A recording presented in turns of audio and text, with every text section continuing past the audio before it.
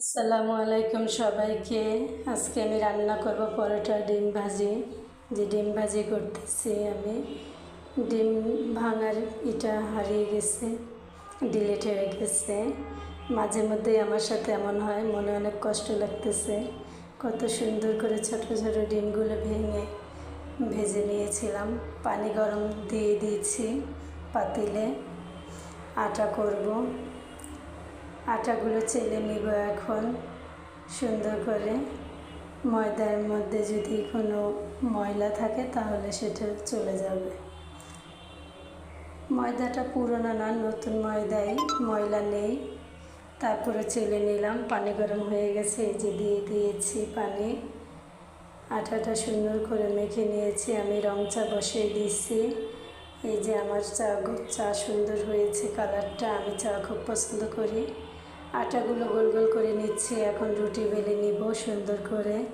ছোট বেলুন ফ্রিতে, দেখেন আমি ধরতেও পারছি না, আমার ফ্রি বেলুনটা অনেকটা ছোট হয়ে গেছে। আর একটু সাইজটা বড় কেনা উচিত ছিল। যাই হোক, নতুন সংসারে আরও কেনাকাটা অনেক হবে। এখন কিনতেছি আস্তে আস্তে।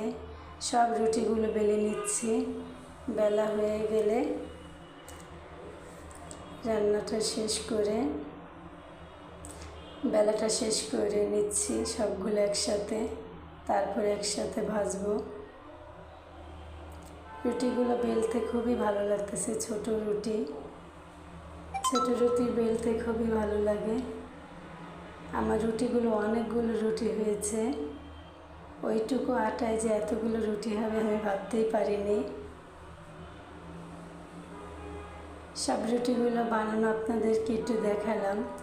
কত সুন্দর হয়েছে, দেখেন কতগুলো রুটি হয়েছে, মাশাআল্লাহ। এই যে ভেজে নিচ্ছি রুটিগুলো সুন্দর করে কড়াইতে। রুটি ভাজতেছি। জুবাই বলতেছে আমি রুটি খাবো না, আমি পরোটা খাবো।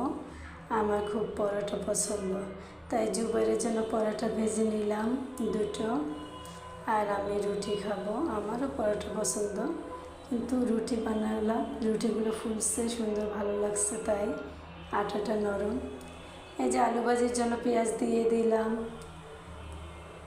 ডিম ভেজে নিয়েছি জুবাইয়ের জন্য আবার আরেকটি।